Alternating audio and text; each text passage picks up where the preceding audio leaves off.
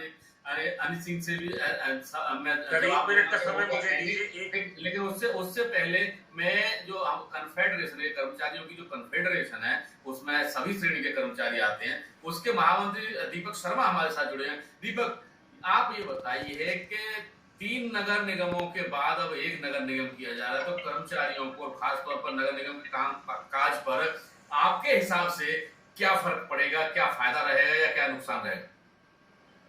जी, सबसे पहले मैं आप सभी का अभिवादन करता हूँ। मेरा नाम दीपक शर्मा है।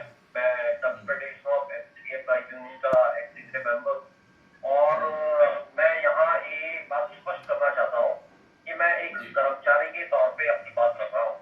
इससे पूर्व जो भी मेरे साथी रहे जिन्होंने बात की, वो विभिन्न राजनीतिक पार्टियों को बिलोंग करते हैं, तो उन्होंने अपना पक्ष रखा। अब मैं एक कर्मचारी होने के नाते अपना पक्ष रखना चाहता हूँ। एक कर्मचारी की अगर निगाह से देखा जाए तो ये सभी जितने भी राजनीतिक पक्ष हैं, ये सब एक ही छड़ी के चट्टे बट्टे हैं, चाहे वो कांग्रेस हो, चाहे वो बीजेपी हो, चाहे वो आम आदमी पार्टी हो। लेकिन हाँ, ये बात जरूर है कि देर से ही सही, लेकिन केंद्र सरकार ने हमारी बात सुनी।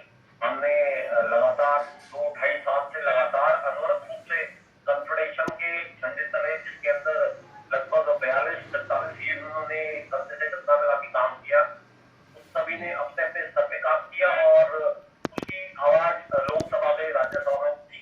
सबने ये महसूस किया कि कर्मचारी अब बहुत हताश हो चुका है, बहुत निराश हो चुका है।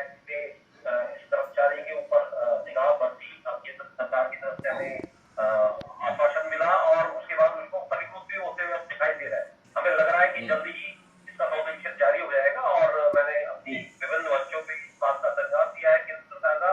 बेशक देर से ही रही, उन्होंने हमें ज्यादा इसका मतलब हम आभार व्यक्त करते हैं कि केंद्र सरकार ने हमारी सुनी, लेकिन देर से ही सही उन्होंने हमारी बात सुनी। 2012 से जब से निगम को 3 हिस्सों में डिवाइड किया गया था, तब से ही हम जना इसकी आवाज उठाते रहते हैं विभिन्न स्तर पे, विभिन्न तरीके से। और अब वो ये ना कि जिस पैर कोई तकलीफ नहीं होती है, फिर वो उसके बारे में पता ही लगता है उसको। अब मुझे एग्जैक्टली दोहा याद नहीं आ रहा है, लेकिन उसका मतलब ये है कि जिसको परेशानी होती है वो परेशानी केवल वही समझ सकता है।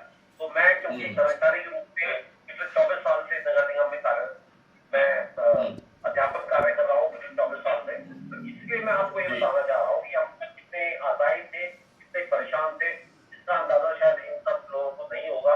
लेकिन फिर भी मैं आज कंक्लूजन में यही कहना चाहूंगा कि देर से ही सही केंद्र सरकार ने हमारी आवाज सुनी, हमारी मांगों को स्वीकार किया, चाहे उसके लिए हमने कितने धरने दिए, हड़ताल की। यानी कि कर्मचारी की जो कन्फेडरेशन है वो इसका समर्थन कर रही है, क्योंकि मांग भी आप लंबे समय से थी कि एक कर दिया जाए तो कहीं ना कहीं आर्थिक संकट है वो दूर हो सकता है।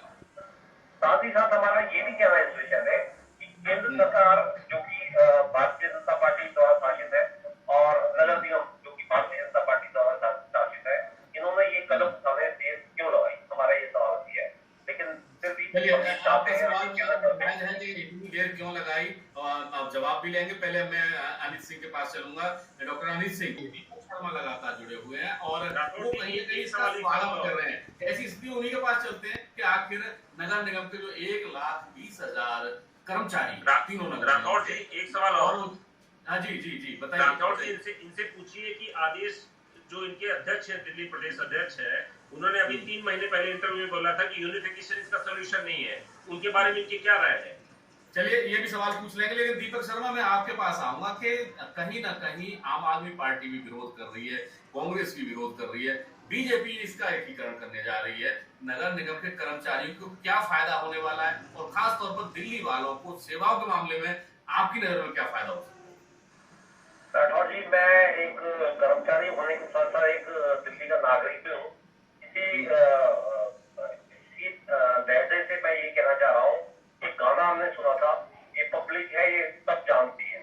तो जनता सब समझ रही है, जनता सब देख रही है कि कौन कौन से राजनीतिक पार्टियां, कौन कौन से राजनीतिक पक्ष अपने पक्ष में क्या क्या तर्क दे रहे हैं, अपने पक्ष में क्या क्या वितर्क दे रहे हैं।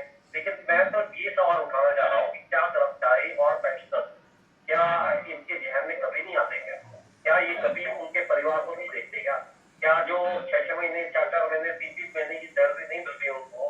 आप ये अंदाजा लगा सकते हो कि जब हम धरने प्रदर्शन कर रहे थे तो जो पेंशनर जिनको पिछले 6 महीने से पेंशन नहीं मिली थी उन लोगों को हम वहां धरना प्रदर्शन कर रहे लोगों ने पैसे इकट्ठे करके उनको पैसे दे के आने जाते। आप ये अंदाजा लगाइए कि कितनी पीड़ा का सामना करके वो वहां पहुंचे होंगे, कितनी पीड़ा का उन्होंने सामना किया होगा, कैसे किसी ने अपनी बीमारी के अंदर कुछ हेल्प ली होगी। जो पेंशनर्स व्यक्ति है उनको किसी तकलीफ का सामना करना पड़ता है, ये मेरे ख्याल में हमारे जो साथी हमारे साथ जुड़े हुए हैं ये साथ नहीं है। जी और बिल्कुल, पेंशनर्स को बहुत परेशानी है क्योंकि जब 4 या 5 महीने तक उनकी पेंशन नहीं मिलती है और आमदनी का कोई जरिया नहीं होता, जाहिर सी बात है परेशानी। और मुझे नहीं लगता कि यहाँ पर जितने भी पैनलिस्ट बैठे हैं किसी पार्टी से, कांग्रेस से हैं, बीजेपी से हैं, उन्हें भी इसमें कहीं ना कहीं मनाही नहीं होगी और ना ही इसमें कोताही बरतेंगे कि वो ये ना माने कि परेशानी है, समस्या है। लेकिन सबसे बड़ा सवाल अब भी यही है कि अगर तीनों नगर निगमों को एक करने का जो उद्देश्य था वो पूरा नहीं हो पाया है, मतलब 3 ट्राइफरकेशन का जो उद्देश्य था वो पूरा नहीं हो पाया है, तो इसका एक समाधान ये भी हो सकता है कि इसको फिर से एक कर दिया जाए और देखा जाए कि उसके नतीजे क्या निकलते हैं। अनित जी, तीनों जो ट्राइफरकेशन था उसका उद्देश्य संपर्क हमारा टूट गया है। प्रवेश भाई जी पूछ जाना चाहूंगा।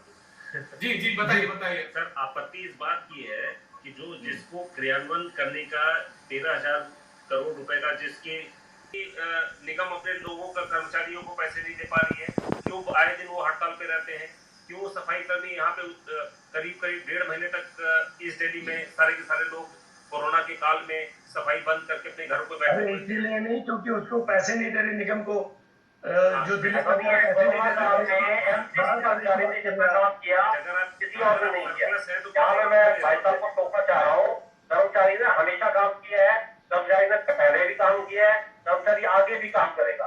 मैं इसको टोकना इसलिए पड़ा मुझे क्योंकि हमारे राजनीतिक पार्टी से भाई साहब कह रहे हैं।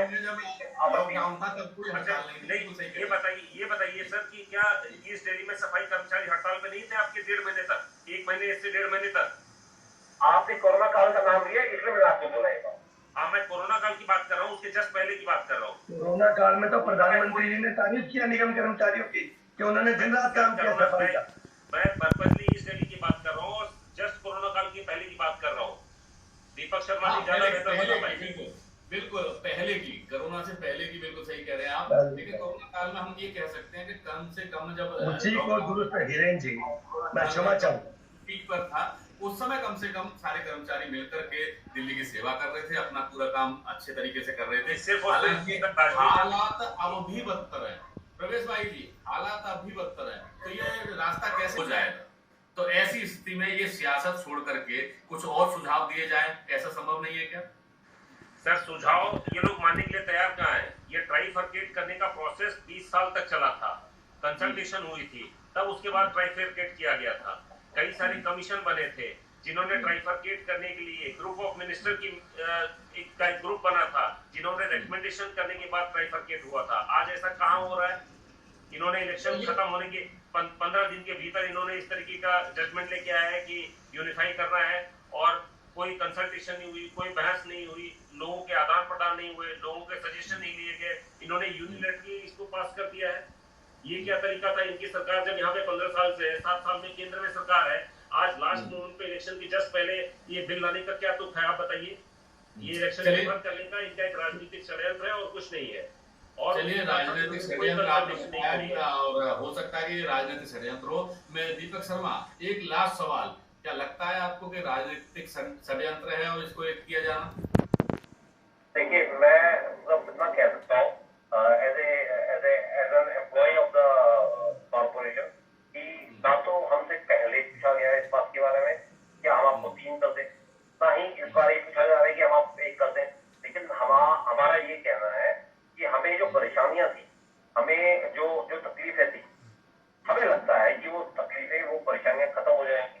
बस मैं इतना कहना चाहता हूँ और हमने इसके लिए काफी संघर्ष किया है और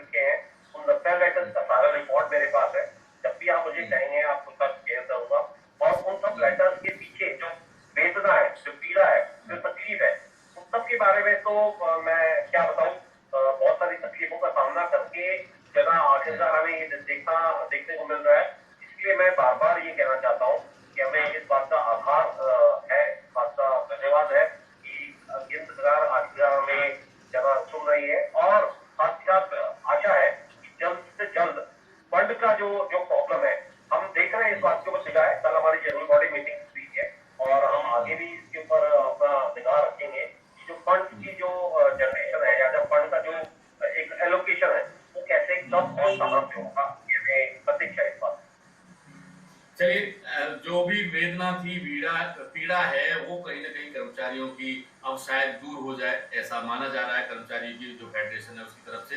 लेकिन आप सभी लोग हमारे इस कार्यक्रम में शामिल हुए, नित्य आपका भी बहुत शुक्रिया, और जो आपका भी बहुत शुक्रिया दीपक जी, जो आप शामिल हुए। और फिलहाल